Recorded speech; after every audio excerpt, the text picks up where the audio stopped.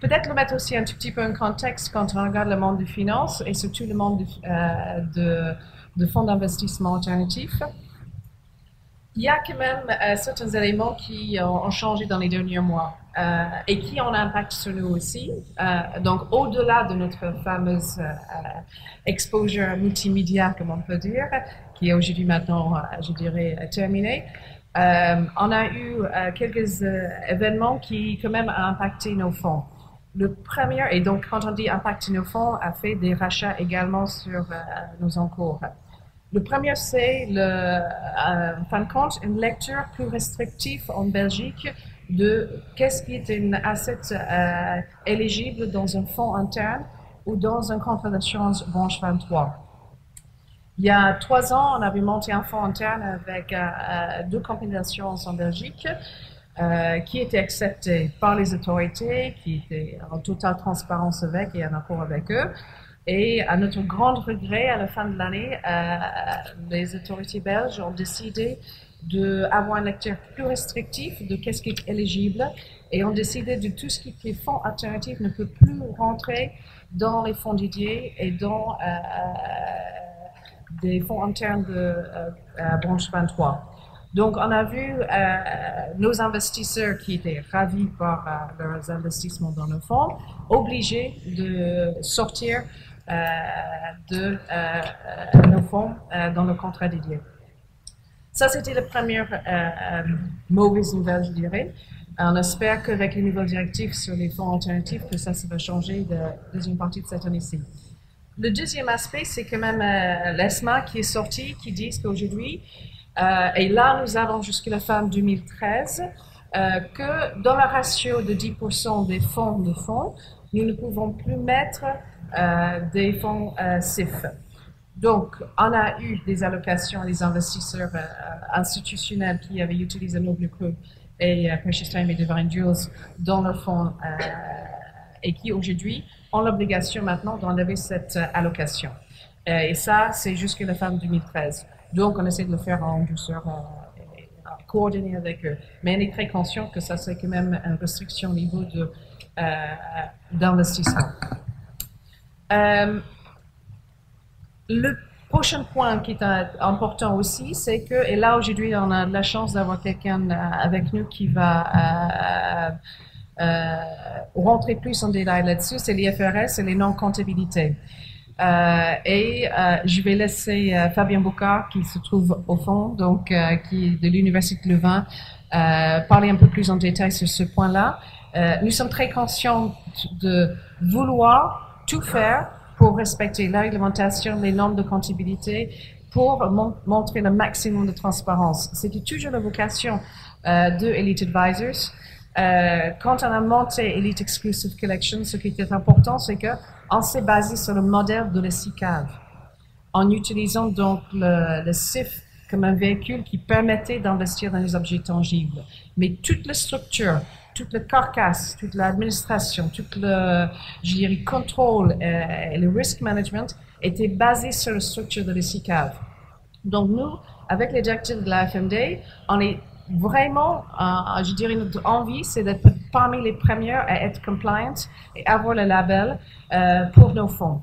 La structure est déjà en place, les contrôles sont déjà en place, le risk management et le compliance est déjà en place. Donc, on attend donc la transposition pour appliquer donc la FMD à nos fonds et puis permettre donc justement d'avoir le passeport européen pour tous nos fonds. Donc, c'est pas quelque chose de nouveau pour nous. C'est vraiment dans la lignée, dans la structure de notre société que nous avons conçu nos fonds. Et on continue à travailler dans ce contexte de réglementation, je dirais, de plus en plus contrôlée. Il faut être conscient et il faut faire avec. Et c'est ce que nous on fait avec. Et toujours en transparence.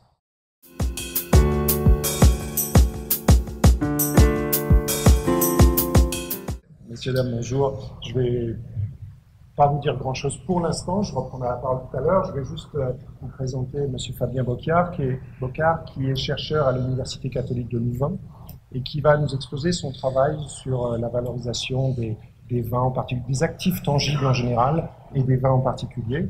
Donc voilà, je vous passe la parole. C'est tout ce que j'ai à dire pour le moment.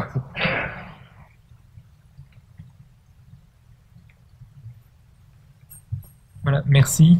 Je tiens d'abord à remercier Elite Advisor pour m'avoir invité aujourd'hui à présenter les résultats de nos recherches à l'Université catholique de Louvain.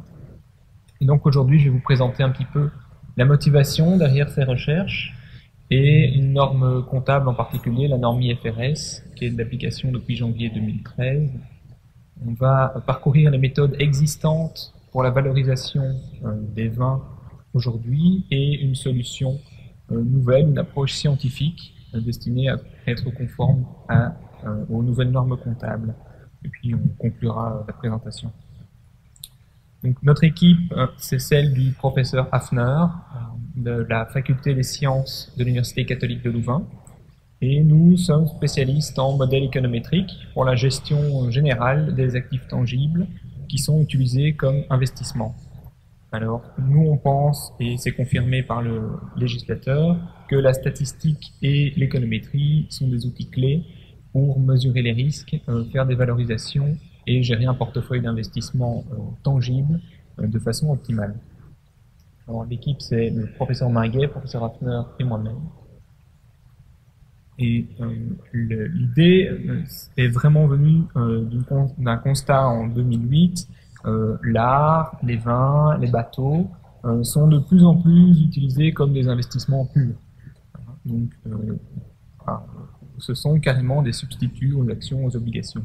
Donc, ces actifs sont hétérogènes et ça crée un problème puisque une œuvre d'art n'est pas une autre, un vin n'est pas un autre, contrairement aux actions où les actions, par exemple, de Bouygues Télécom sont toutes parfaitement substituables. Donc, on a un risque de marché, effectivement. Le marché du vin monte, le marché du vin baisse, mais il y a surtout un risque idiosyncratique. Chaque bouteille peut se comporter de façon différente. C'est ce que on peut comparer ça à l'alpha dans les marchés. Donc, aujourd'hui, il y a des dizaines de milliers de bouteilles qui sont détenues par des fonds d'investissement et une juste mesure de leur performance est indispensable pour les investisseurs.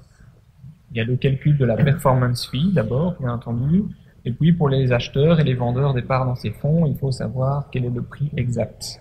Donc un reporting correct est maintenant indispensable pour tous les investisseurs dans ces fonds. Heureusement, de nos jours, on a des grandes quantités de données et des modèles qui permettent d'automatiser les méthodes de valorisation de façon optimale et non biaisée, c'est-à-dire l'espérance, si on veut, du prix est correcte.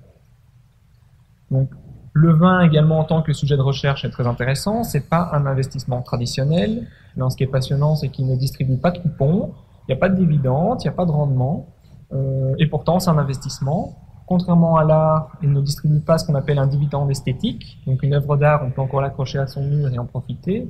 Mais pour un fonds, une bouteille de vin, on peut juste la mettre dans un coffre réfrigéré. Et donc, il est impossible d'en profiter réellement comme une œuvre d'art, par exemple. On ne peut pas le consommer sans le détruire non plus. Hein, donc on ne peut pas louer sa bouteille de vin et avoir une rente parce qu'elle va revenir vite, tout simplement. Donc les modèles financiers classiques sont complètement inutiles. Le Dividend Discount Model ou DCF ne servent à rien. Il n'y a pas de cash flow qui sort de la bouteille. Par contre, en IFRS 13, qui est une norme comptable obligatoire depuis janvier 2013, on nous dit qu'il faut mesurer la juste valeur de cet investissement. Et qu'est-ce que la juste valeur, la fair value? C'est le prix qui serait reçu pour vendre un actif ou le prix payé pour transférer une dette dans une transaction ordonnée entre des participants dans le marché. Donc c'est vraiment le prix auquel on peut s'attendre si on vend la bouteille de vin aujourd'hui. Mais la norme comptable est très stricte. Elle nous dit la transaction hypothétique donc doit prendre place dans le marché principal pour cet actif, ou en l'absence d'un marché principal, le marché le plus avantageux.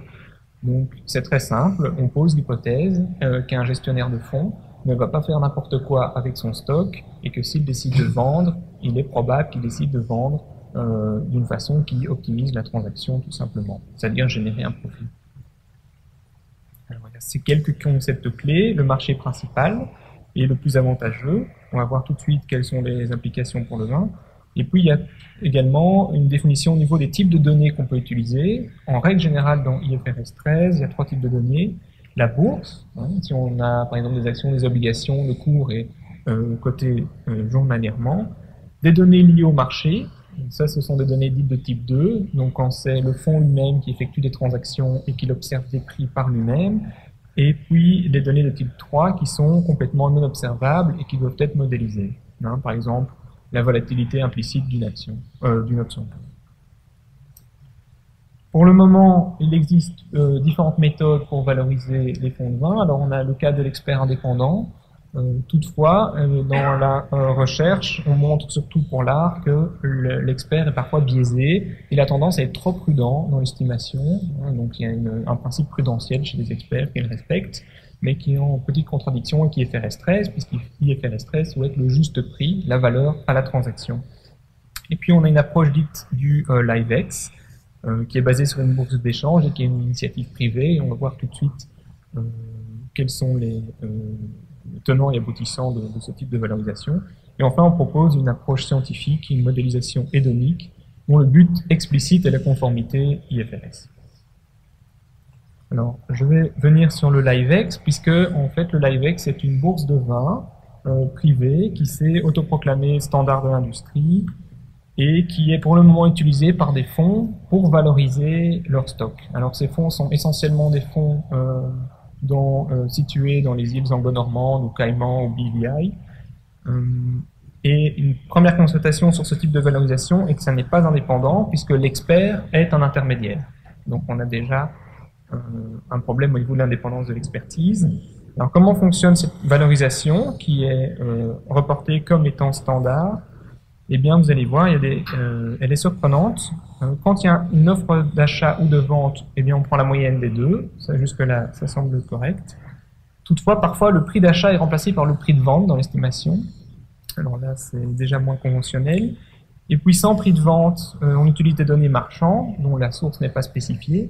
Et puis, sans information, un comité de valorisation décide du prix, sans spécifier l'origine des données, ni qui, ni comment, ni pourquoi.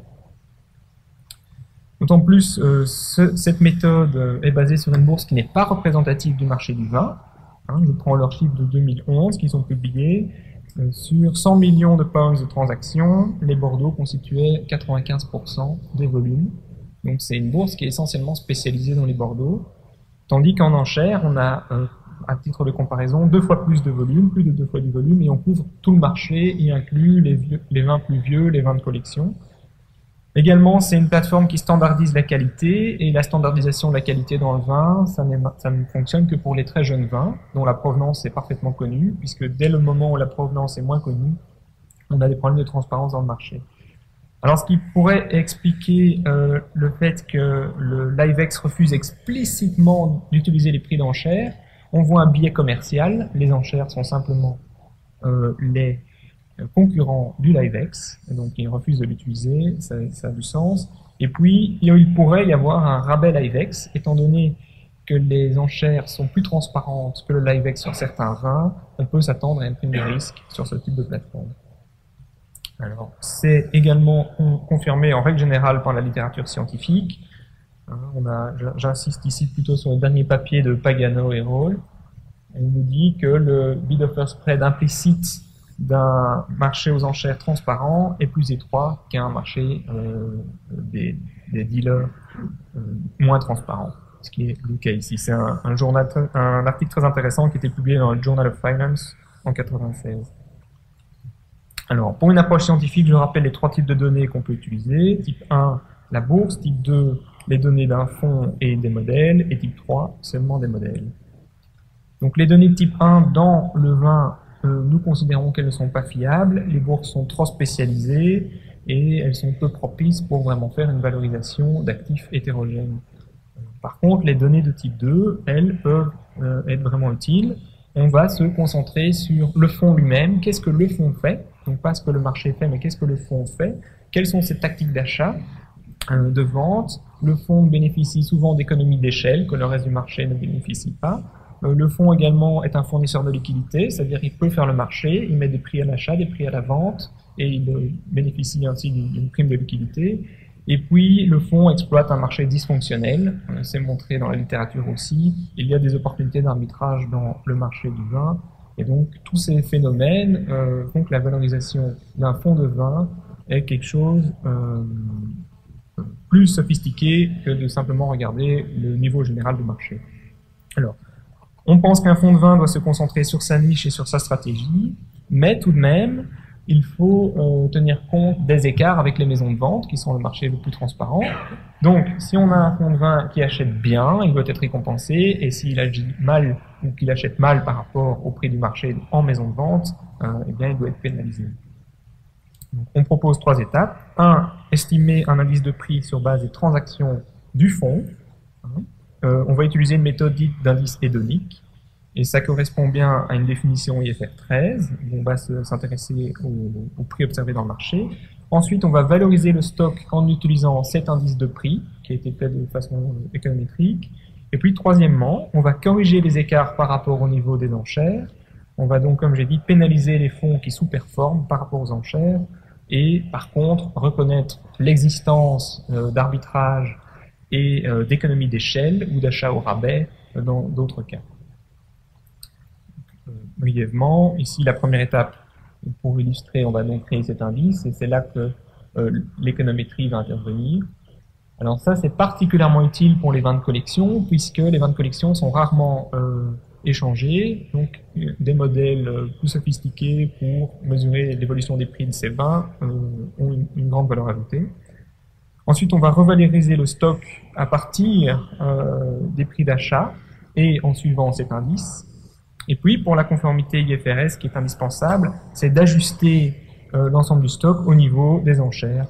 Dans notre exemple ici, on a pris une différence négative de 5%. Ça s'estime également de façon statistique. Donc, de cette manière, on a l'évolution du prix du fonds en fonction de ce qu'il réalise lui et de son stock à lui, mais corrigé par rapport soit au mauvais mouvement ou au bon mouvement qu'il effectue par rapport au niveau général des enchères. Donc en conclusion, le vin, c'est un actif alternatif qui n'offre pas de dividendes, et les méthodes actuelles de valorisation, type expert indépendant ou l'IVEX en particulier, sont à notre avis peu appropriées au contexte juridique depuis janvier 2013. Les fonds ont des stratégies distinctes, certains achètent bien, certains suivent le marché des Bordeaux, mais à notre avis, la valorisation doit vraiment se concentrer sur le mix produit au sein du fonds. On a des grands portefeuilles dans ces fonds qui peuvent être valorisés de façon très optimale avec des méthodes statistiques et économétriques en conformité avec les normes comptables. Le marché des enchères est le plus transparent et celui sur lequel les valorisations devraient être basées. Et enfin, on propose une approche scientifique en 3 étapes conforme à IFRS.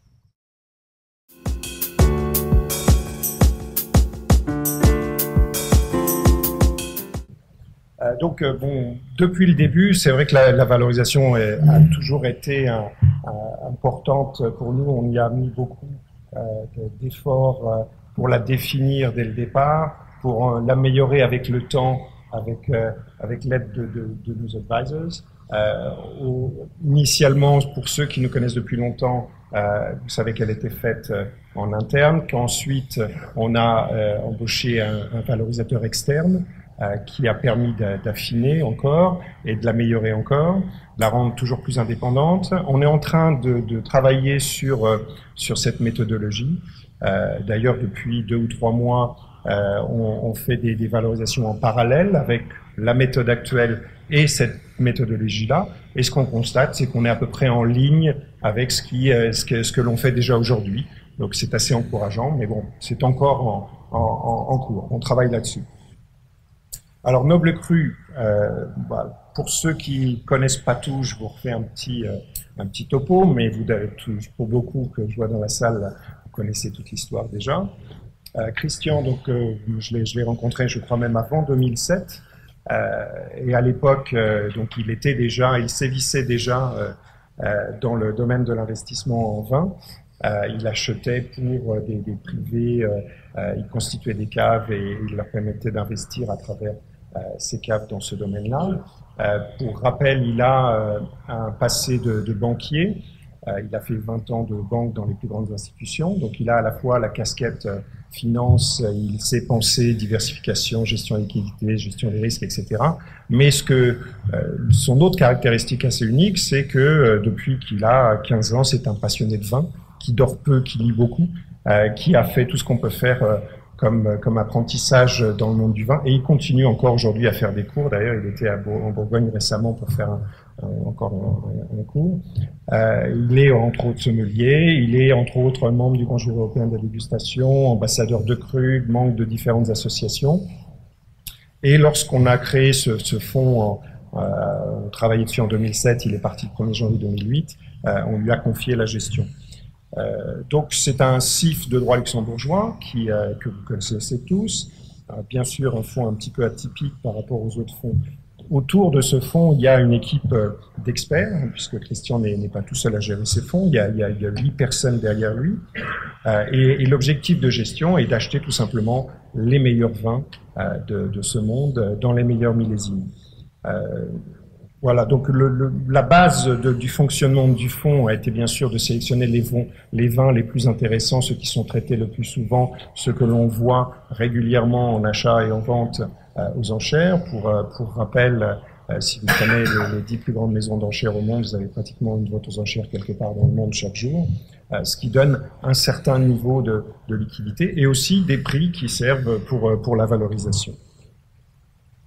Donc, dans l'équipe de gestion, Christian, qu'on peut qualifier de banquier œnologue, Marco Clerici, qui l'a rejoint dès le début des années 2000, qui, lorsqu'il a fait son master en finance, avait fait une thèse sur le vin et la finance, et qui depuis ne l'a pas quitté et travaille avec lui étroitement tous les jours.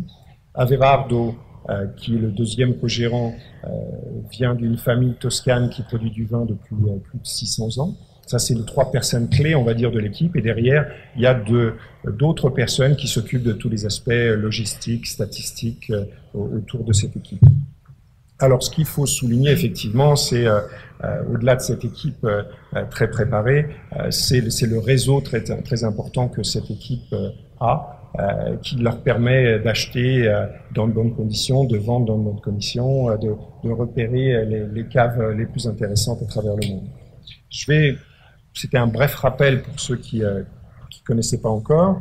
Je vais passer la parole à Christian, qui va nous parler plus en détail de la stratégie de gestion et puis de l'année, de ce qu'on a fait ces derniers temps. Bonjour mesdames, bonjour messieurs. Alors je vais essayer d'être assez rapide. En termes de gestion, depuis le début de Noble Cru, il y a toujours eu cette politique volontaire de privilégier la région Bourgogne par rapport à Bordeaux. J'ai eu ici en d'autres occasions, j'ai eu l'occasion d'expliquer les raisons pour lesquelles nous suivons cette politique. Je dirais que pour l'instant elle ne change pas. Il y a eu des moments où effectivement la partie ou le pourcentage de Bordeaux a pu monter, disons, un petit peu plus que prévu. Et ça, c'était surtout dû à la succession de 3 grands millésimes au niveau des primeurs. Et donc, on a effectivement pris un certain nombre de bouteilles de premier cru de Bordeaux sur ces millésimes. Mais l'objectif reste quand même celui d'avoir plus de 50% sur la Bourgogne, de miser sur les domaines bourguignons. Et du reste, l'évolution aujourd'hui nous donne raison, puisque dans le monde entier, et en particulier dans la partie asiatique, qui est le marché qui est en train de se développer à vitesse grand V, et bien après une première approche qui était très portée sur les Bordeaux, aujourd'hui on voit de plus en plus un intérêt croissant et dominant sur effectivement les vins de Bourgogne. De la même façon, la stratégie a toujours été aussi de ne pas dépasser plus de 20% des actifs avec les primeurs. On n'est jamais arrivé à ce chiffre de 20%, on a toujours été plutôt aux alentours au maximum, on a dû être aux alentours de 15-16%.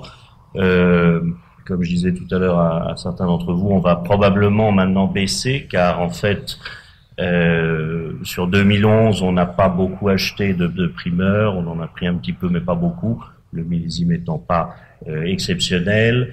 Et sur 2012, je vais dans moins de 10 jours même la semaine prochaine, en fait, je vais à Bordeaux pour la semaine des primeurs, où on va pouvoir goûter en avant-première, durant 3 jours, l'ensemble des vins du millésime 2012, mais on sait déjà quand même que ça va pas être un millésime exceptionnel, donc ça nécessite quand même d'être vérifié, et on sait très bien ensuite qu'il y a des différences suivant la rive gauche, la rive droite, suivant les appellations, etc.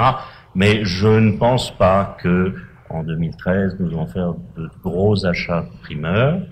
Donc ça veut dire que ce pourcentage va baisser, et du reste, naturellement, ça va du reste faire baisser le pourcentage global des Bordeaux.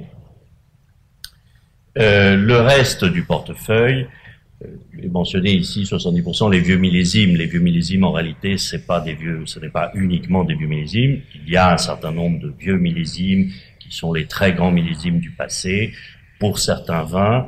Donc, de façon, une approche très vin par vin.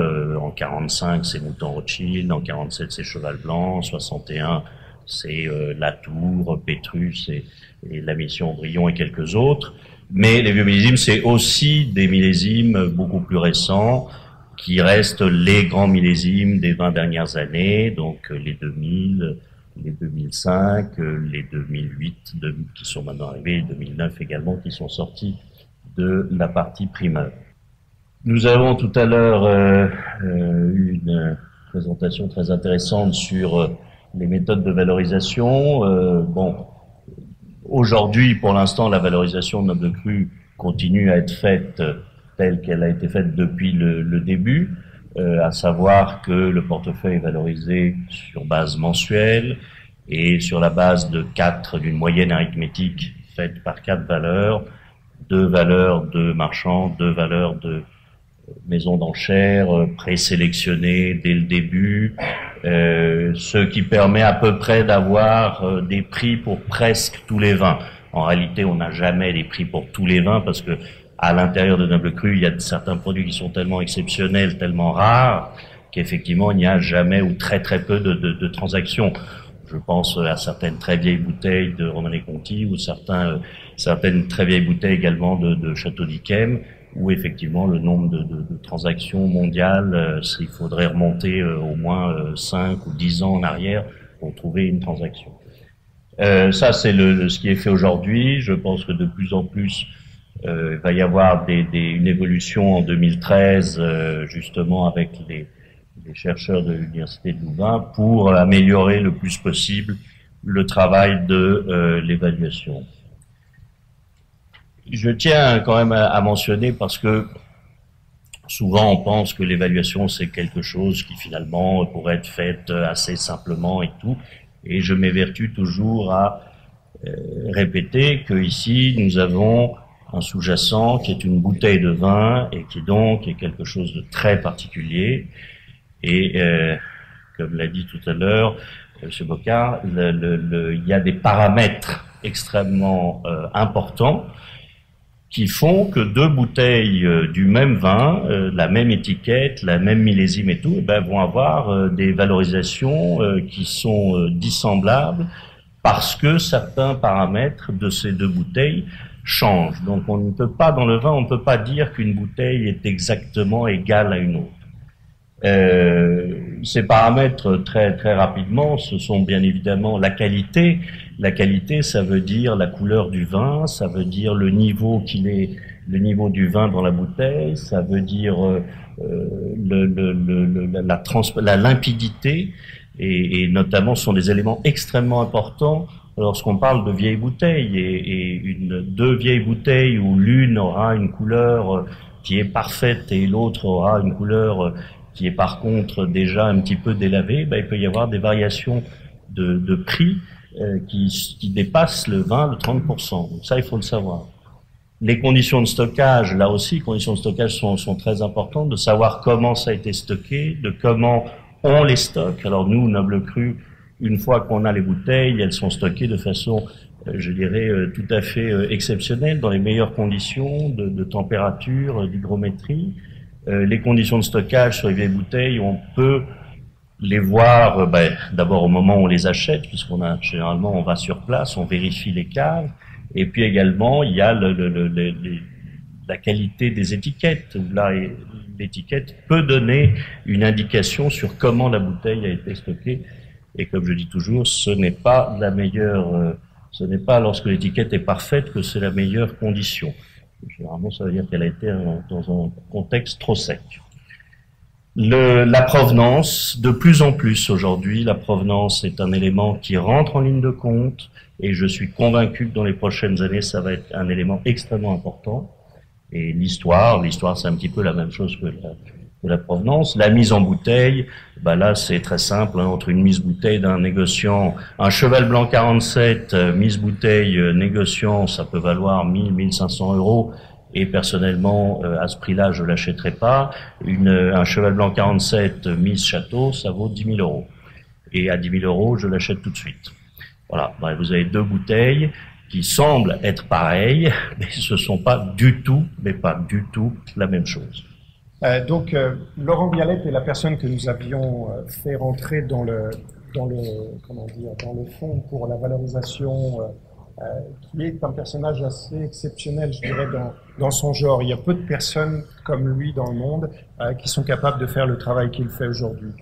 Ce qu'il faut savoir, c'est que un Robert Parker ou un grand dégustateur va être capable de dire si un vin est bon, mais si vous lui demandez le prix de ce vin à Genève, à Londres ou à Hong Kong, il va peut-être avoir une difficulté. À l'inverse, si vous prenez un spécialiste d'une maison d'enchères, il va très bien savoir ce que valent ces vins dans les différents marchés où ils sont vendus, mais il va pas être tout à fait à l'aise au niveau de dégustation, au niveau de la qualité du vin, pour vous dire si ce vin est dans l'état dans lequel il devrait être ou pas. Laurent Bialette est une des rares personnes qui sait faire ces deux choses-là, qui est un grand dégustateur lui-même, qui a été marchand, qui a eu beaucoup d'activités dans le vin, qui a beaucoup traité dans les différents pays dans le monde. Et donc, voilà, une personne assez exceptionnelle qui nous a rejoint pour nous aider dans ce processus de valorisation et qui a une position centrale ici pour nous.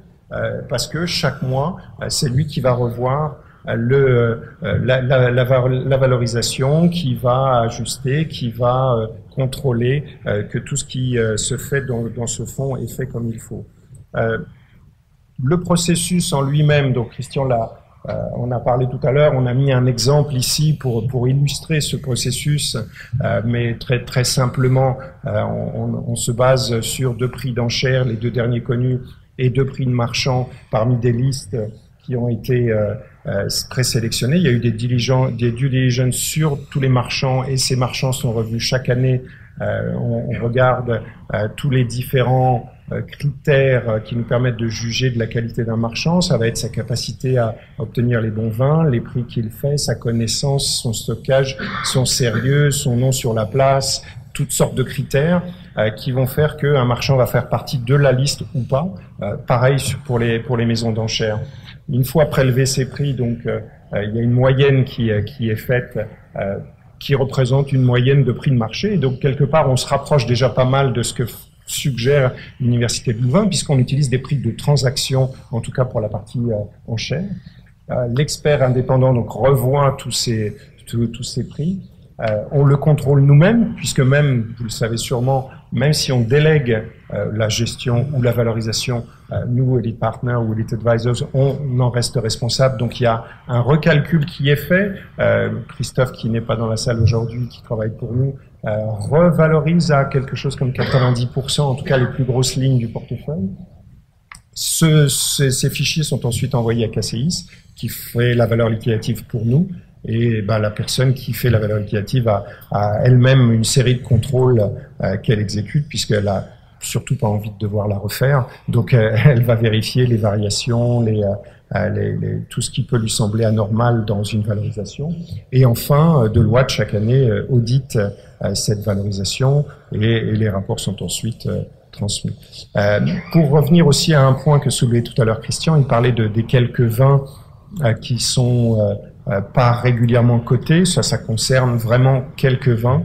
un très faible pourcentage du portefeuille, mais c'est là. C'est pour ça que dans le prospectus, il y a toute une liste de critères de valorisation exceptionnels, on va dire, qui disent que si on ne trouve pas le prix sur le marché, on va valoriser les bouteilles au prix d'achat, ou si on a le prix d'une bouteille rare, mais pas celui du Magnum, il y a un coefficient pour calculer celui du Magnum et inversement. Et tout ça est disponible sur notre prospectus.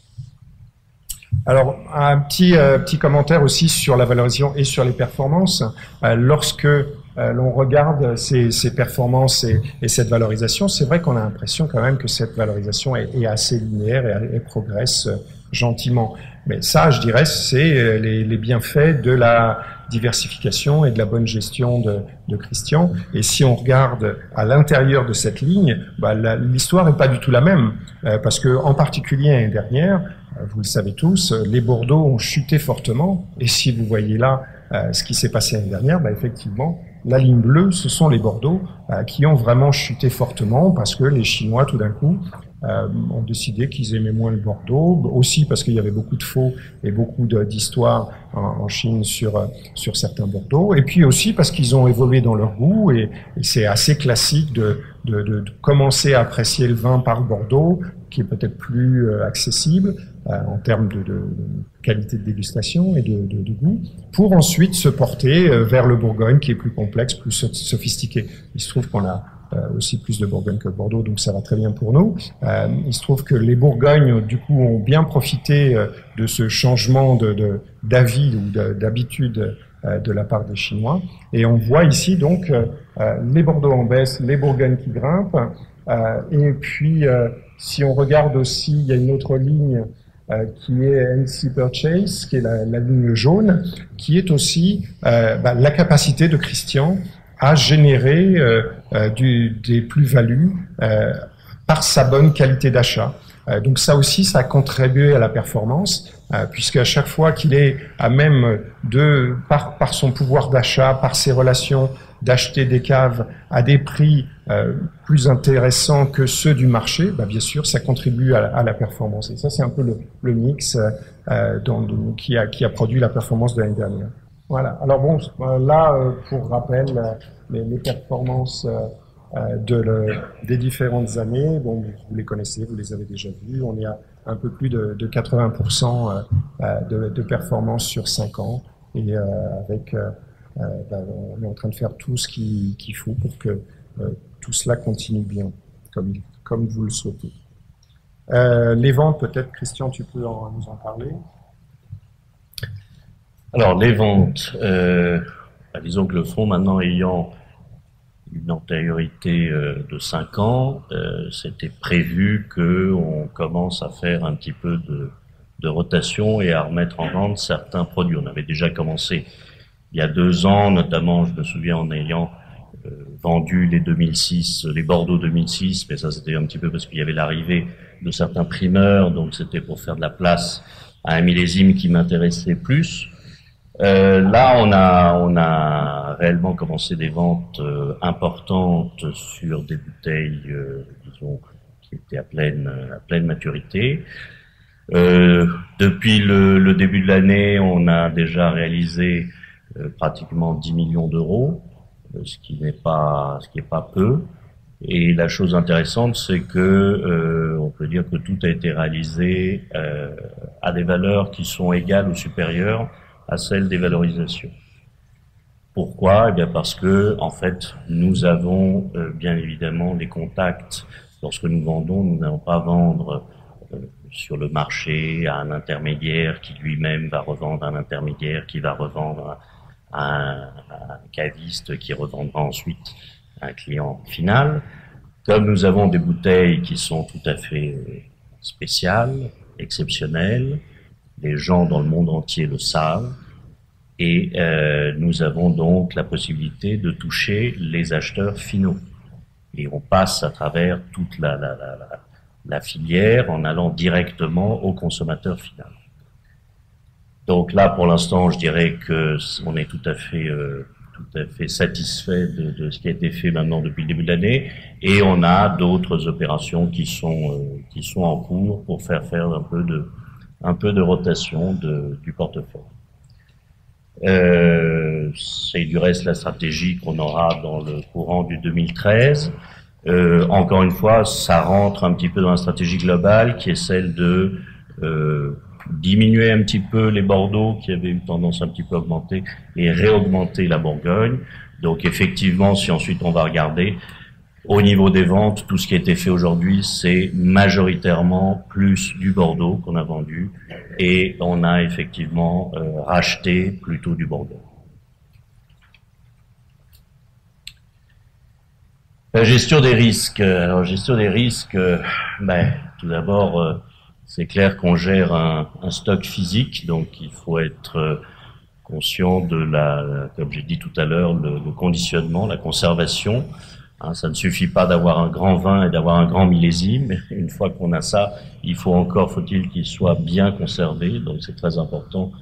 Et je dois dire que là, nos partenaires du Port Franc de Genève, on travaille très très bien avec eux et on a des caves qui sont totalement sécurisées d'abord et deuxièmement qui ont des conditions idéales de température et d'hygrométrie que l'on peut vérifier à tout moment. Ça aussi c'est important, c'est-à-dire que moi-même quand je vais dans la cave, je peux vérifier avec des instruments qu'effectivement il n'y a pas eu d'interruption dans la température, dans l'hygrométrie. Le stock est assuré, est assuré bien évidemment contre tout, y compris contre les tremblements de terre, et avec une valorisation qui est revue mensuellement sur la base de la valorisation qui est faite. Donc on s'est assuré à la valeur NAV. Les faux et imitations. Alors je me souviens qu'il y a un an, il y avait eu une question là-dessus, j'avais répondu en disant que les journalistes en parlaient beaucoup, mais que finalement, bon, il n'y en avait pas énormément. Un an est passé, les choses ont un petit peu changé. Les faux, il y en a de plus en plus. Et je dois dire, je le dis tranquillement, il y en aura certainement de plus en plus à l'avenir. Les châteaux et les domaines en sont conscients. Ils font le maximum pour trouver des solutions ingénieuses qui permettent à l'avenir de repérer tout ce qui est imitation et faux. Donc il y a beaucoup de choses qui sont à l'étude actuellement en termes au niveau de l'étiquette, au niveau des bouteilles. Ça faisait déjà un certain temps que ils avaient commencé à faire des bouteilles un peu particulières. Maintenant, on travaille au niveau des étiquettes, on travaille au niveau des bouchons, de puces électroniques qui seraient mises et qui permettraient de vérifier l'authenticité et tout. Mais comme on sait très bien depuis que le monde est monde, que les faussaires, dès qu'on trouve quelque chose, ils trouvent la parade. Alors moi j'en parle tout à fait tranquillement et je le dis, en fait la chance, si je puis dire, puisque moi je suis un sous-traitant quelque part de Noble Cru, la chance de Noble Cru, c'est que parmi les gens, les experts aujourd'hui, je peux pas encore dire au niveau mondial, mais enfin on a déjà commencé aussi dans d'autres pays en dehors de l'Europe, mais les experts en Europe, pour déterminer les faux, c'est notre équipe. Nous avons arrêté l'année dernière plusieurs parties de faux vins.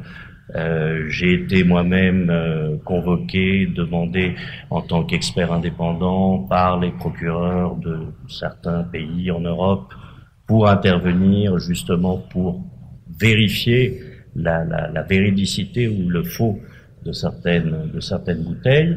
Et donc je dirais aujourd'hui, oui, c'est un problème qui existe, mais on est tout à fait bien placé, nous en tout cas, pour pouvoir repérer quelles sont les fausses bouteilles, et je suis tout à fait tranquille et je dors sur mes deux oreilles en disant que toutes les bouteilles qui sont au Port Franc de Genève, il n'y en a pas une qui soit ni fausse ni une imitation. La provenance, comme j'ai dit tout à l'heure, c'est un élément qui est de plus en plus demandé. Et là aussi, nous avons, et ça rentre ensuite dans la valeur de la bouteille. Nous avons pour la plupart des très grandes bouteilles, et notamment pour les collections, nous avons 2 collections dans le fond extrêmement importantes, une collection verticale de Romanée Conti et une collection verticale de Château d'Yquem. Nous avons tous les éléments d'ascendance, nous avons tous les éléments pour le jour où nous voulons vendre, dire d'où viennent ces bouteilles, comment elles ont été acquises, etc.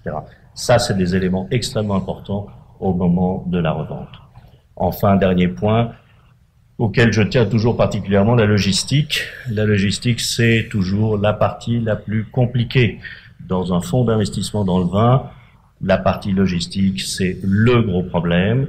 Et nous l'avons résolu avec des gens qui sont spécialisés dans ce domaine, qui ne travaillent que sur le vin et que sur des bouteilles importantes et qui travaillent avec nous depuis de nombreuses années.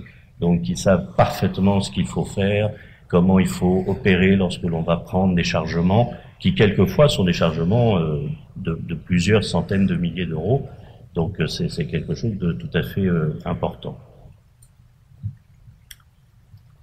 Évolution, je te laisse terminer. Ok. Il y avait un monsieur qui avait une question, je crois, sur un des points.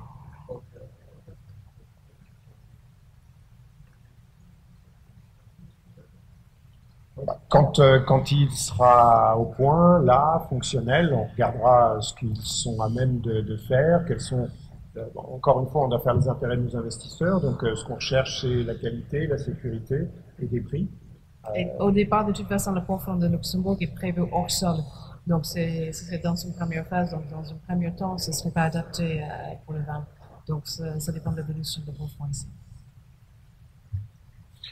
Alors, revue de... Oui, évolution de Noble Cru. Donc, toute cette aventure, puisqu'il y a eu une aventure dont vous êtes devant et beaucoup de réponses et d'événements, etc., nous a fait voir que parmi notre clientèle, on avait plusieurs types de clients. On le savait déjà, mais ça l'a encore réaffirmé, confirmé. Il y a d'une part des gens qui ont une vision long terme, qui voient un trend haussier sur le vin, qui voient ça sur le long terme, et qui, à la limite, sont intéressés par la valorisation, mais ça ne va pas être le critère le plus important, ni la liquidité. De l'autre, il y a des gens peut-être moins expérimentés, qui sont beaucoup plus craintifs aussi, qui sont beaucoup plus intéressés par la valorisation et par la liquidité. Donc, une des choses sur lesquelles on travaille, et puis on va en parler prochainement à la CSSF d'ailleurs, c'est de faire un deuxième Noble Cru, de faire 2 Noble Crus, et d'en faire un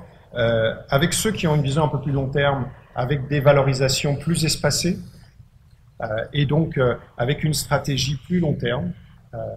Et ça répond à un besoin. On a des family office qui nous disent, moi, une fois que je suis là, si j'y crois, mon client il reste là, et à la limite, le fait que vous ayez une liquidité à gérer est plus un risque pour moi qu'autre chose. Donc pour ce type de clientèle-là, il y aura un Noble Cru long terme, on va dire.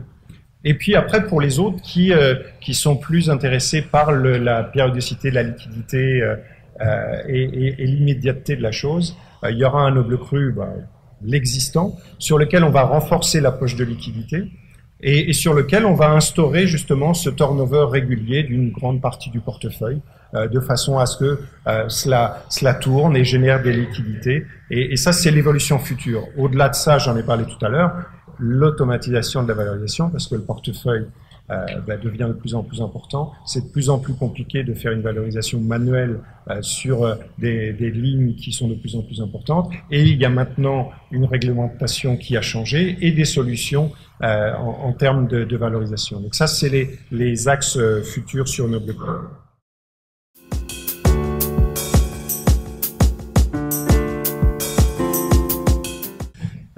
Precious Time, donc on va entrer en liaison téléphonique avec Alfredo Paramico qui est en ce moment à Miami. Il y a beaucoup là-bas de marchands et d'activités sur les montres de collection. Il est extrêmement intéressant en ce moment d'acheter des montres aux États-Unis, puisque vous achetez une montre $100 et ici elle vaut 100 €. Donc rien qu'en faisant cela, vous générez des résultats sympathiques.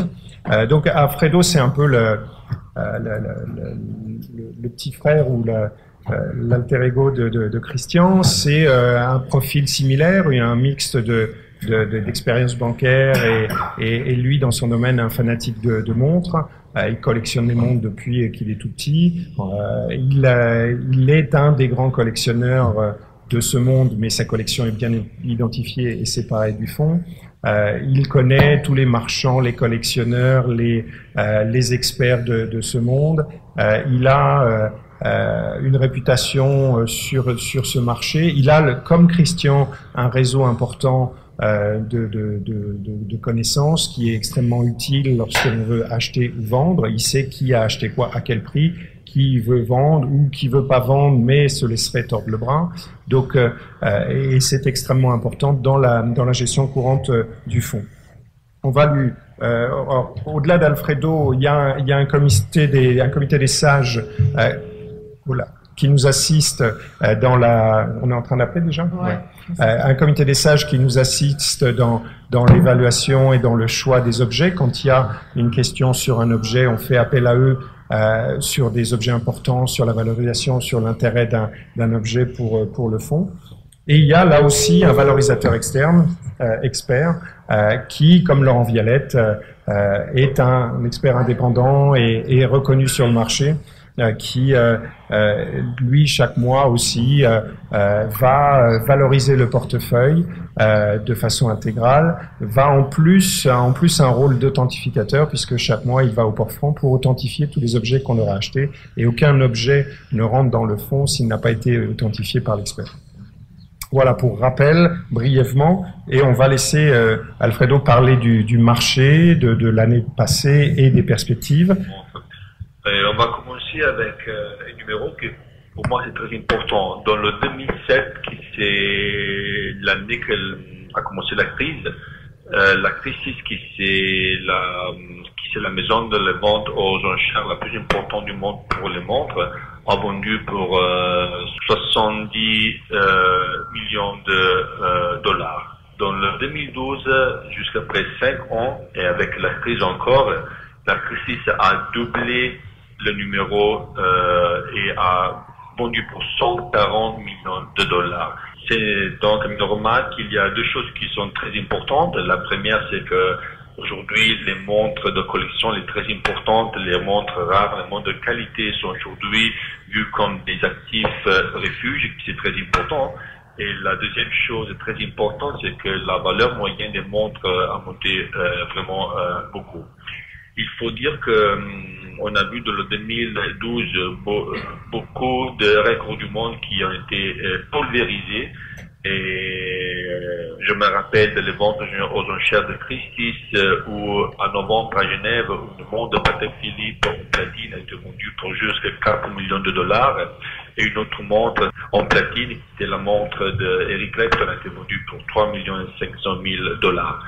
Il faut même dire que le marché, c'est pas juste la Patek Philippe, mais c'est même la Rolex. La Christie's a vendu à New York le mois de décembre des Rolex 6236 à plus de 500 000 dollars. Le marché est très fort même pour le monde de poche. Il faut jamais oublier que le marché des montres a commencé avec les montres de Porsche. Aujourd'hui, la valeur de la montre de poche est rentrée dans les prix de quand le marché a commencé. Precious Time, dans le 2012, a acheté beaucoup de montres Rolex sportifs. Je pense que les Rolex sportifs sont aujourd'hui plus recherchés par les collectionneurs de tout le monde. On a acheté les montres que beaucoup de fois sont avec l'écran d'origine et le certificat d'origine qui est très important. Et en plus, il faut dire que Precious Time a acheté, je pense, la plus belle collection de montres Omega du monde, dans laquelle il y a la collection de Speedmaster la plus importante, sont les 13 les plus rares du monde et de grande qualité. Dans le 2012, mais aussi dans le premier trimestre de 2013, Precious Time a vendu beaucoup de montres pour consolider la performance. On a vendu 92 montres, qui c'est un peu plus de 15% de la collection. Et on a vendu à des prix qui sont plus haute de les prix de la valorisation. Si on va voir l'allocation par marque, c'est normal que la Rolex et la Patek Philippe soient les plus importantes, mais les marchés, c'est pas seulement Rolex et Patek Philippe. Comme j'avais dit, Precious Time a acheté des Omega, a acheté des Cartier, a acheté des Vacheron Constantin, a acheté des Longines, des Lecourte, des Audemars Piguet. On peut faire la description d'aucune des montres les plus importantes que nous avons achetées. La plus importante, la plus rare, c'est certainement une Patek Philippe en acier, qui est une chronographe avec la rattrapante, qui s'appelle 1436. La montre est vraiment très rare parce que elle était faite dans jusque 3 pièces, et ça c'est la troisième que je connais dans le monde. Et on a acheté la montre qui c'était pas cher du tout, et la montre aujourd'hui c'est une montre qui c'est plus de 1,2 million euros. Il faut dire que la deuxième montre 1436 en acier qui se connaît a été vendue par Christie's il y a 2 semaines pour un collectionneur à plus de 1,3 million euros. La deuxième montre, une Rolex, la Daytona de Paul Newman, ça c'est la montre que moi j'aime dire que c'est la montre universelle, parce que c'est la montre qui est vraiment connue dans tout le monde et tout le monde la recherche. En particulier, ça c'est une montre en acier, la référence c'est la 6241 avec le cadran noir, ça c'est vraiment très rare, et c'est aujourd'hui une montre qui va monter vraiment toujours. C'est la montre certainement la plus rare, la plus recherchée de la Rolex. Il y a une montre que je suis très content de votre chantier, que c'est une montre que nous avons achetée en fin de 2012. C'est une Rolex, la Daytona, mais c'est très important parce que c'est la montre qui a appartenu à Jean-Paul Belmondo. On a acheté la montre à Paris, et c'était le fils qui l'a vendu à nous, et nous avons même une lettre de Jean-Paul Belmondo et du fils qui a dit que la montre a été vendue à Precious Time. C'était la montre que Jean-Paul Belmondo avait utilisée pour tourner des films en France. Une montre exceptionnelle, et je pense qu'on l'a pas payé cher, mais pas du tout. Et il y a une vente aux enchères à novembre, et on a dit qu'elle peut être vendue très très très cher. La performance, vous avez vu déjà, on a fait le 53% à partir de janvier de 2011. La 2013 est commencé un peu calme parce que c'est normal qu'on va attendre les ventes aux enchères mais il y a eu aujourd'hui 2 très importantes manifestations. Une c'était à Miami et l'autre à Parme en Italie. On avait vu que les montres de qualité sont toujours très recherchées, sont toujours très très chères. Dans le 2013, la stratégie de Precious Time, je pense que ça va comme le 2012, on va aller chercher les montres les plus rares, les montres qui sont de bonne qualité. Je pense vraiment qu'aujourd'hui, la combinaison de la qualité et de la rareté, c'est la plus importante pour vérifier la valeur de la montre. Et donc, je pense qu'on va aller chercher les montres de Rolex, de Patek Philippe, Vacheron Constantin, qui sont en très bon état de conservation. Et le marché, je pense que c'est aujourd'hui très difficile parce qu'il y a pas beaucoup de montres. C'est facile aujourd'hui à vendre les montres, même chères, qui sont des très belles montres. C'est vraiment très très difficile d'acheter de belles montres. J'ai vu déjà des catalogues de Christie's pour la montre de Ginette de Mai, et je peux dire que je suis sûr qu'il y aura beaucoup de reste du monde parce que ce sont des montres exceptionnelles. Le marché, je pense qu'il est vraiment très très fort pour les montres rares, pour les montres exceptionnelles, pour les montres qui sont de très bonne qualité.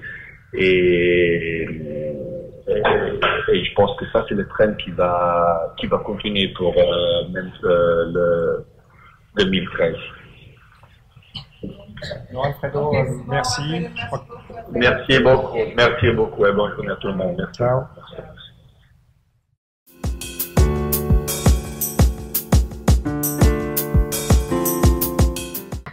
Alors, on va parler maintenant de notre dernier petit bébé, plus jeune Géraud. Serge Fatko et Divine Jewels. Donc, je suis très contente que Véro a mis le photographe de cette très belle paire de boucles d'oreilles de Jarre, parce que ça, c'est une paire de boucles d'oreilles que nous avons pu acheter en enchère en novembre l'année dernière. Eric et Serge ont eu le brillant idée de l'acheter. On l'a acheté à 280 000 euros. Et on vient de les vendre pour 320 000. C'est la première vente de Divine Jewels. Donc, well done. Donc, c'était une superbe première opération déjà sur une pièce de la collection. Alors, pour ceux qui ne connaissent pas encore Serge et Eric, donc Eric s'excuse qu'il n'est pas là aujourd'hui. Il y a un empêchement, mais il a dit que Serge sait tout et qu'il peut parler pour lui aussi. Mais qui est Serge? Alors, Serge, c'est quand même donc quelqu'un qui est quand même très connu quand même dans le milieu de pierres précieuses et de joaillerie. Serge était quand même le bras droit de Harry Winston. C'était le numéro 2 de Harry Winston dans le monde entier. Et quand Harry Winston est mort, Serge a décidé de se lancer tout seul. Et il a monté sa société donc à Genève où il a continué à travailler sur des pierres et des bijoux de très très haute qualité et de très grande taille, donc au-dessous de ce que nous utilisons. Donc c'est à cause de ça, il n'y a pas de conflit d'intérêt entre son activité et notre activité du fonds. Il a également monté en 2002 une société de gestion de hedge fund, de gestion alternative avec son fils, dont il est le président aujourd'hui. Donc, non seulement expert en pierre, mais il est aussi un flair pour les finances aussi. Mais Serge a voulu aussi gérer le fonds avec quelqu'un d'autre. Et on a eu de la chance de pouvoir rencontrer également Eric Valdieu. Eric Valdieu a 30 ans dans le milieu de joaillerie, de pierres et de bijoux, 25 ans chez Christie's à Genève, et il y a 1 an et demi, il a décidé de se mettre à son propre compte, et grâce à ça, on a pu séduire pour venir et devenir aussi co-gérant donc de Divine Jewels, qui a maintenant donc un peu plus d'1 an d'existence. Alors Serge, 2012, c'est quand même un marché qui était quand même pour moi très très surprenant. Bon, c'est vrai que j'ai suivi un peu donc les enchères. J'ai été absolument abasourdi quand j'ai vu les récoltes qui ont touché certains objets, l'enthousiasme pour des très très belles pierres. Pourtant, ce que j'ai remarqué aussi, il y a quand même des diamants, ils étaient quand même assez stables dans l'ensemble. C'est quoi ton analyse alors de 2012? Good morning. I've been asked to speak in English, but I don't speak English, therefore I will speak French if you don't mind. La réponse à la question de notre amie Myriam est que le marché des pierres précieuses l'année dernière a été marqué par le fait que les diamants, le prix des diamants en général, les diamants de qualité, sans parler des diamants de couleur dont nous pourrons parler dans quelques instants, a été relativement stable. N'a pas baissé, n'a pas monté, a été relativement stable. Il y a un marché soutenu, il y a eu beaucoup de demandes, mais un marché soutenu. Il y a une demande qui a rencontré l'offre, et ce sont plutôt les diamants de couleur, c'est-à-dire les diamants bleus, les diamants roses ou les diamants jaunes particulièrement spéciaux, dont les prix ont beaucoup augmenté, et également certaines pierres de couleur, ce qu'on appelle les pierres de couleur sont les rubis, les saphirs ou les émeraudes, qui, en fonction de leur provenance, lorsqu'ils ont des provenances remarquables telles que les saphirs de Cachemire ou de Birmanie, ou les rubis birmans dits sang de pigeon, je ne sais pas si vous avez déjà vu du sang de pigeon, moi j'en ai jamais vu, mais j'ai vu des rubis dits sang de pigeon, et ces pierres-là se sont appréciées. En revanche, le prix des diamants était plutôt stable. Voilà. Alors, c'est vrai que dans un contexte comme ça, c'est vrai que c'est un challenge quand même pour Divine Jewels de démarrer. Parce que, on a dit, on voulait être diversifié, il fallait chercher des opportunités. Donc, alors, comment est-ce que vous avez fait alors? Bien sûr, nous avons 3 sources principales d'approvisionnement. Nous avons la source qui consiste à être les ventes aux enchères, dans lesquelles nous sommes très très très sélectifs. Chacune des grandes maisons de vente aux enchères, Christie's et Sotheby's, pour ne parler que de ces deux-là, qui dominent le marché, font des ventes annuelles à New York, à Londres, à Hong Kong et à Genève. C'est-à-dire qu'il y a 8 grandes ventes dans l'année. Nous suivons de très très très près chacune de ces ventes. Nous passons des heures et des heures et des heures à éplucher tous les catalogues pour sélectionner un certain nombre de pièces, chacun de notre côté. Nous disons voilà les pièces qui pourraient nous intéresser. Après, nous regardons à deux quelles sont les pièces que nous avons sélectionnées en commun. Et lorsque nous avons nous tombons d'accord sur ce que nous voulons regarder, nous décidons et nous regardons les objets, et nous décidons, chacun de nous dit, voilà le prix auquel je suis d'accord d'aller, et nous n'allons jamais au-delà du prix le plus bas estimé par n'importe lequel de nous deux. Nous avons une stratégie rigoureuse où il n'y a pas de rivalité entre nous, en dépit du fait qu'il est depuis 30 ans dans le métier et moi depuis 90, non, j'exagère, mais très peu, et nous avons une décision collégiale d'activité et de décision d'achat. Voilà.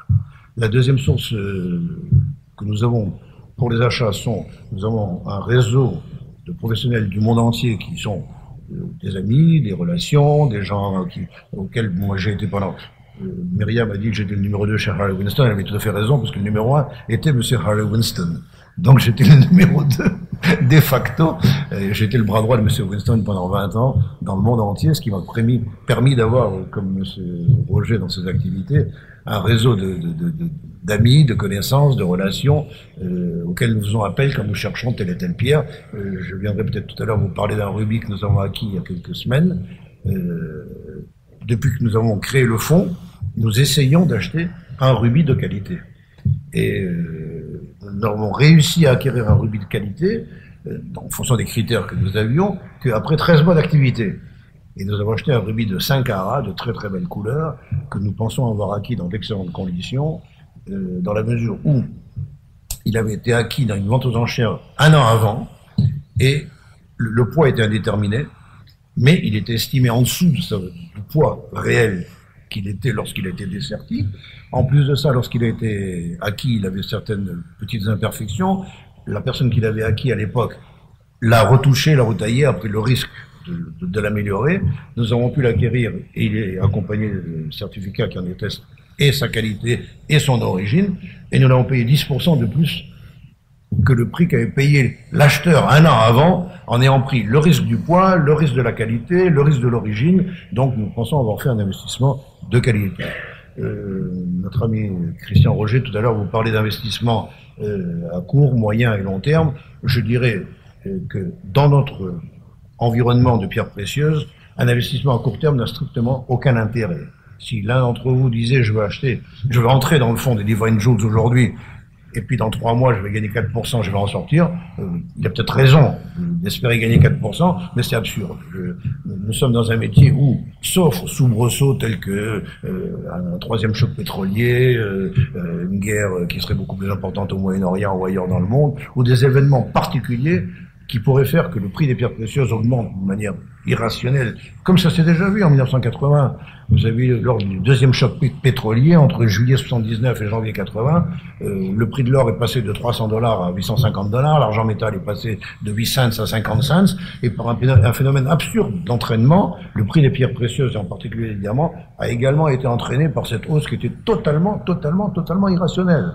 Nous avons un métier où, depuis que le monde est monde, traditionnellement, le prix des pierres précieuses a augmenté d'une manière, je dirais, assez linéaire, grosso modo, de quelques pourcents chaque année de plus que l'inflation. Alors nous vivons maintenant une période où dire que l'inflation en termes de dollars, d'euros, est relativement nulle, disons, on peut parler d'1 ou 2%, ce qui fait que les quelques pourcents, autrefois, lorsque l'inflation était 6%, ben, les diamants, par exemple, peuvent augmenter de 12% dans l'année, mais d'une manière assez régulière.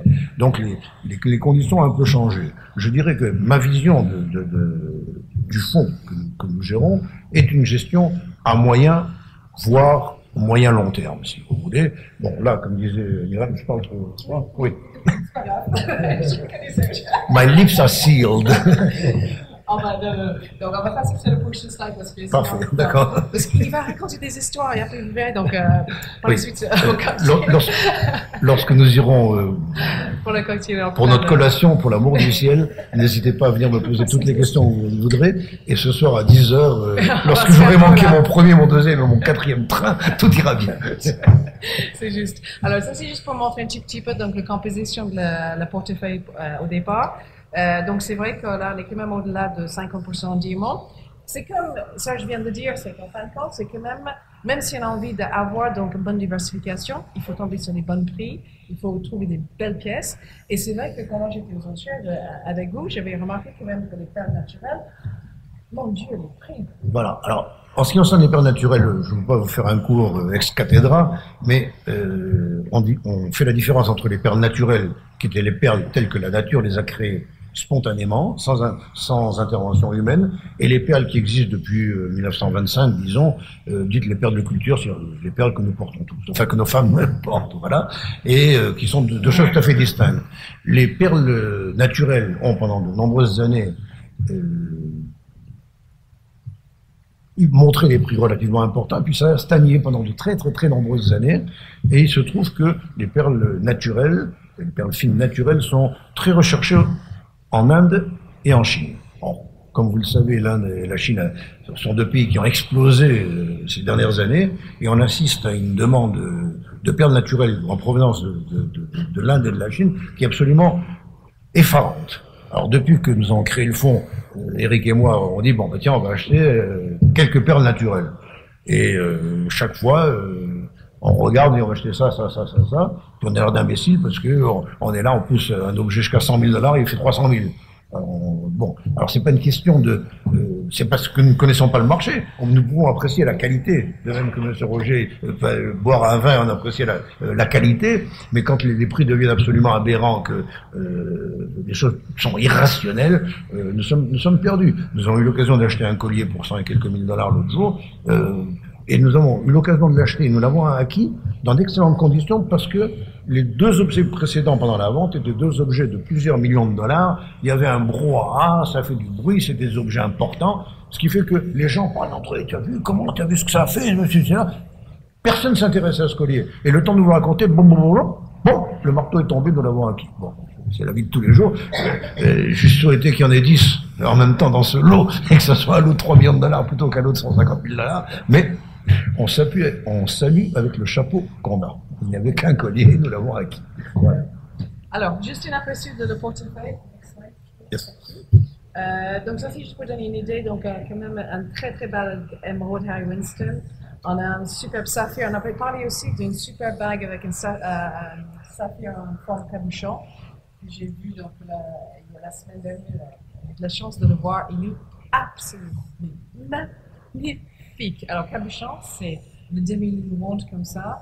C'est une morceau comme ça, messieurs, mais d'une beauté extraordinaire. Ça, c'est vrai pour moi, je pense que c'est le plus. Nous avons acquis cette pierre. Non, qui n'est pas là. Non. Ce que vous voyez là, c'est autre chose. Là, vous avez une broche absolument unique.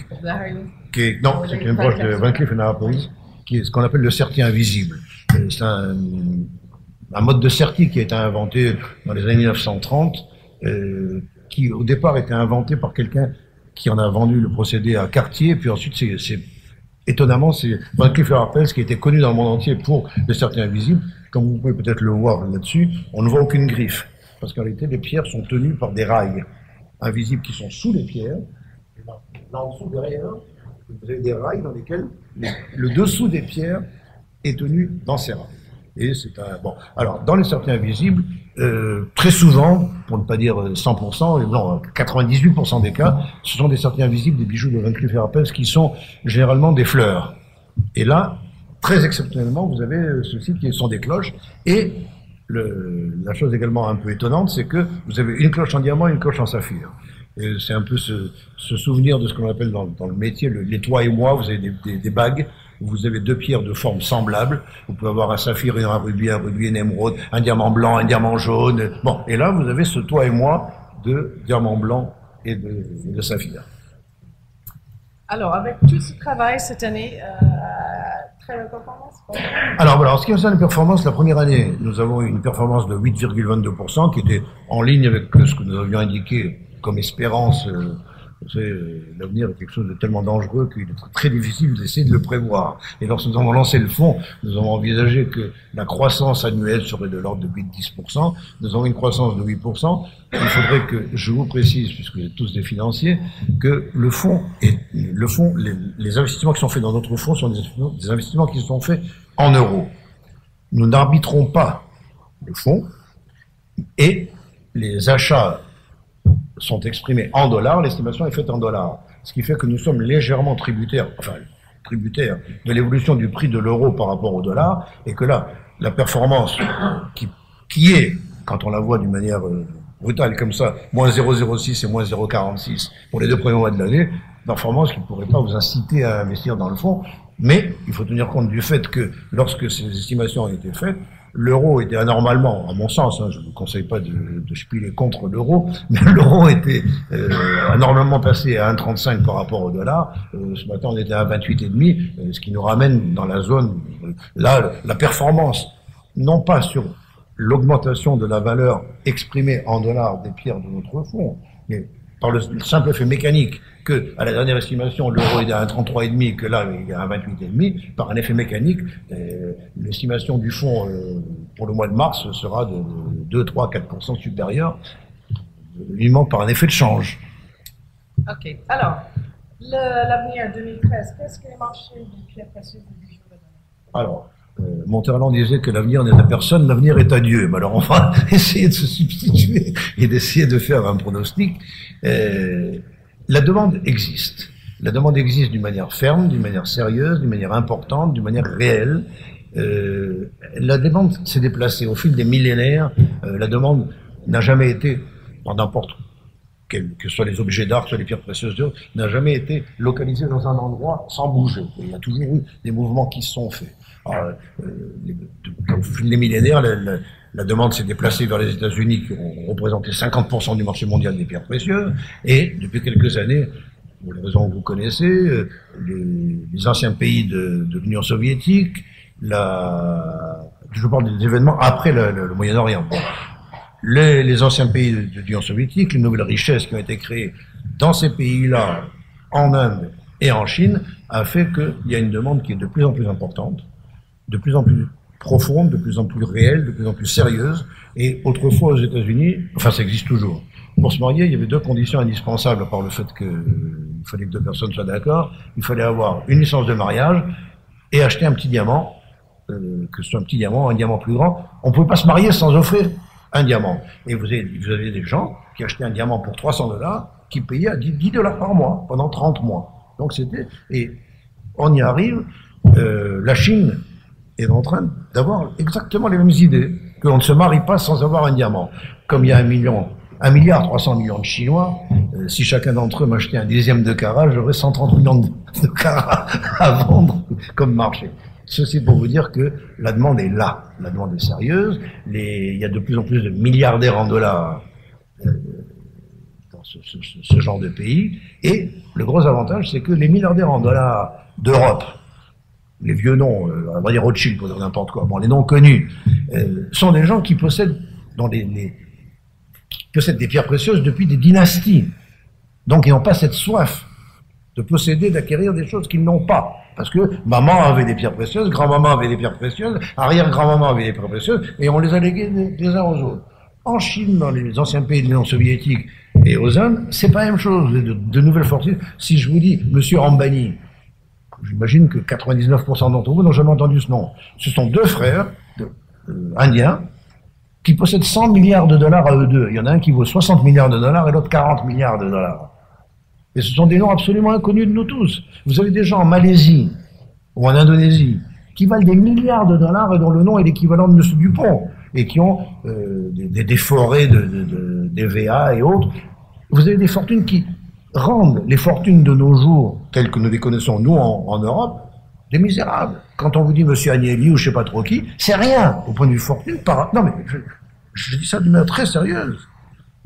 Quand vous pensez à la fortune de M. Agnelli, on parle de quelques milliards de dollars. Bon, vous parlez des gens en Chine, le nombre de gens qui possèdent 5, 10, 15, 20 milliards de dollars, vous n'avez pas idée. La liste de Fortune Magazine, c'est une liste absolument, je ne veux pas dire grotesque, ce ne serait pas gentil de ma part, mais c'est une liste qui ne correspond pas à la réalité, parce qu'il y a beaucoup de gens dont les noms ne disent absolument rien à Fortune Magazine et qui ont 8, 10, 15 milliards de dollars, moins 20 ou 30% maintenant, parce qu'une partie de leur fortune était à Chypre. Voilà. Bon, alors, sur cette belle leçon sur les fortunes du monde. Pardon, oui. J'essaie de cadrer toujours, c'est pas grave, sinon on est parti pour 3 heures encore. J'essaie de parler des choses que je connais, pas de pierres précieuses que je ne connais pas. Bon, alors, avec cette perspective, Serge, qu'est-ce que tu vas faire avec Divine Jewels, Steve? Bon, alors, Divine Jewels, notre idée pour l'année de 2013 est, d'une part, nous avons décidé de baisser un peu la moyenne par objet. je dirais grosso modo que nous avons 18 millions de dollars et que nous avons 32 objets. On va dire qu'on a une moyenne de 550 000 dollars par objet. Nous pensons baisser cette moyenne à 350 000, 400 000 pour avoir un certain nombre d'objets un peu moins importants, d'une part, et d'autre part, notre idée est, nous avons acquis un certain nombre de diamants dans le jargon de notre métier qu'on appelle des internally flawless. C'est la qualification de l'Institut de géologie des États-Unis. Il y a beaucoup d'instituts qui donnent des certificats qui déterminent la qualité d'une pierre.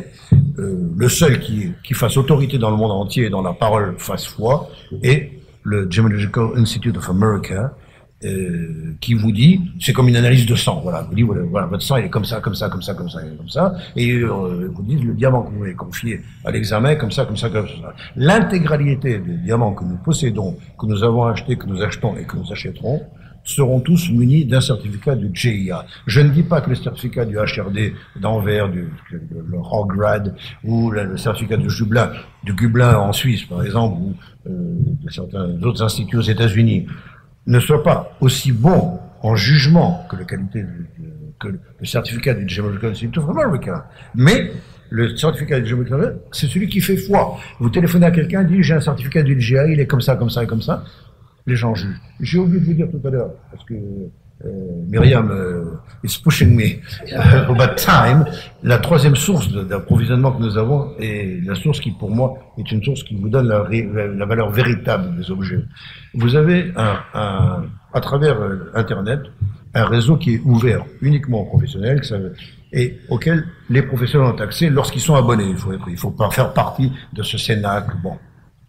Et là, vous avez à n'importe quel moment 1 million de diamants, y compris des diamants pour lesquels il faut 300 diamants pour faire un carat. Bon, il y a 1 million de diamants généralement qui représentent une valeur de 6 milliards de dollars et qui sont offerts par des professionnels qui peuvent être n'importe où au monde. On ne peut pas faire la litanie de tous les pays desquels ils peuvent venir et qui sont des négociants, des tailleurs de diamants. Et là, les diamants sont listés en fonction du certificat qu'ils ont. Alors on vous dit, ils ont un certificat du GIA, ils ont un certificat de ceci, un certificat de cela, et vous allez là et vous dites, voilà, je cherche un diamant de 3 carats, qui soit de forme ronde, qui ait un certificat du GIA, qui soit de couleur parfaite, qui soit d'impureté, je veux pas qu'il soit 100% parfait, je veux que ceci, je veux que cela. Vous listez l'intégralité des critères de la pierre que vous recherchez. Et, selon le cas, vous trouvez 1, 2, 3, 5, 10, 20 pierres, telles que vous l'avez recherchées. À l'évidence, un monsieur qui se trouve à New York offre un diamant analogue à un monsieur qui se trouve aux Indes à des prix qui peuvent parfois varier. Parce que celui qui est aux Indes a son banquier qui frappe à sa porte et qui lui dit demain matin, il y a une échéance. Celui qui est de New York est assis sur 300 millions de dollars de cash, il n'est pas pressé de vendre. Donc il peut y avoir des disparités, on va dire, de l'ordre de 10% pour des diamants semblables, entre le diamant le plus cher et le diamant le moins cher. Quand nous achetons dans ces conditions-là, qu'on a déterminé que nous cherchions à acheter un diamant de 5 carats comme ça, comme ça et comme ça, premièrement, nous ne regardons et nous ne nous adressons qu'à ceux qui offrent la pierre analogue au prix le plus bas, et nous essayons encore de négocier 1,5%, 1%, pour terminer l'affaire. J'ai fini de parler? Non? Bon, alors juste un mot pour la valorisation, parce que peut-être qu'on va y arriver, enfin j'en sais rien. En ce qui concerne la valorisation, nous avons une personne tout à fait indépendante, qui est une personne qui a travaillé dans une maison de vente aux enchères pendant de longues années, qui a une connaissance approfondie du métier, parce que pour l'estimation de notre stock, nous avons besoin de gens, ou d'une personne, qui a une compétence dans les diamants de couleur, les pierres de couleur, les perles fines, les bijoux, l'art déco, enfin, je veux dire, on doit couvrir un scope très large. Et cette personne, donc, estime le stock que nous avons, bien entendu, il n'est jamais au courant, sauf lorsque nous avons acheté un objet aux enchères, de notre prix coûtant. Donc son estimation est tout à fait indépendante. Et l'estimation, la méthodologie de l'estimation consiste, pour les diamants par exemple, pour les choses qui sont comparables, à aller sur Internet, voir ce réseau dont je vous ai parlé, pour se rendre compte, se dire, bon ben tiens, dans le stock il y a un diamant comme ça, comme ça, et comme ça, et comme ça, et comme ça. Si je prends les diamants similaires offerts sur Internet, eh bien, les diamants sont estimés entre 100 et 110 000 dollars. Bien, pour nous faire plaisir, je dis ça en rigoler, entre guillemets pour rire, on va l'estimer à 97 000. Voilà. Parce que, comme vous l'avez entendu tout à l'heure, les estimateurs se croient obligés d'être en arrière de la main, comme disent les amateurs de chevaux. Voilà. Merci Serge. Alors, je vais juste vite faire un petit topo sur The Collection, parce qu'on a fait quand même le fond de fond, donc c'est 2 minutes. Donc, le Collection a démarré. Alors, oui, voilà, exact. Donc là, on a une performance de toute façon en euros et en dollars également. On a déjà 2,8 millions sous gestion. On a déjà fait 1 et puis 2,56, donc de performance déjà.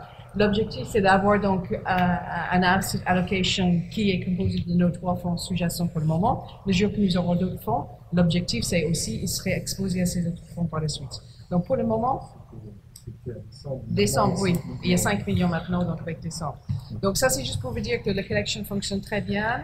Il reflète donc l'expertise des 3 gérants. Ça, c'est pour les gens qui n'arrivent pas à décider quel fonds, et puis ils veulent un peu de tout. Donc là, ils ont les collections qui fonctionnent. Donc c'est un fonds de fonds. Il n'y a pas de management fee là-dessus. Donc il n'y a pas de double layer de frais. C'est une pure composition donc des fonds Elite Exclusive Collection. Voilà.